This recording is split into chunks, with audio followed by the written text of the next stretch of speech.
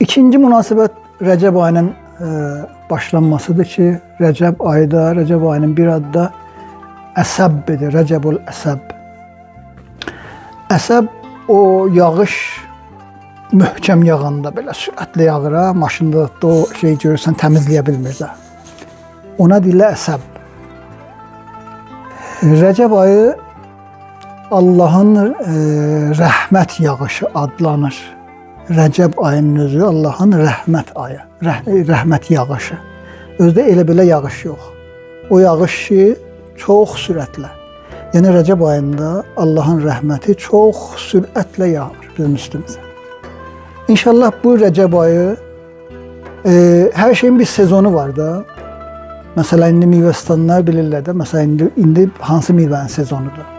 Nə bilim, filan zaman paltarın sezonudur, filan zaman məsələn, nə bilim, maşın satmağın sezonudur, maşını düzəltməyə cəmaət çox gəlir, nə bilim, filan zaman ayaqqabının sezonudur, hər şeyin bir sezonu vardır. Mənəvi aləmində sezonu Rəcəb, Şəban və Ramazandır.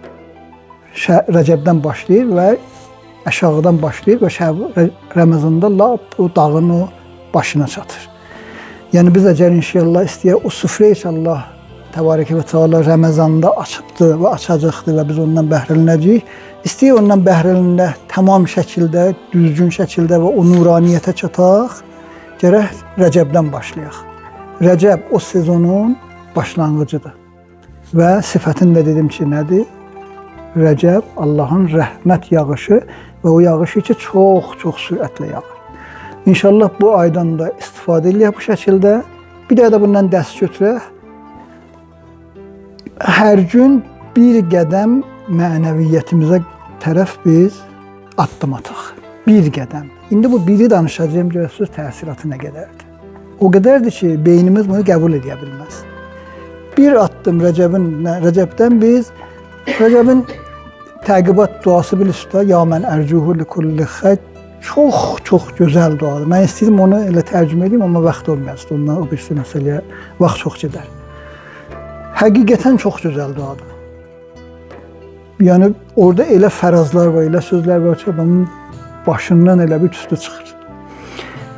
Rəcəbdən də bu il biz bu istifadə edək ki, bu duanı gündə vacib namazdan sonra müstəhəbbi də oxunaq.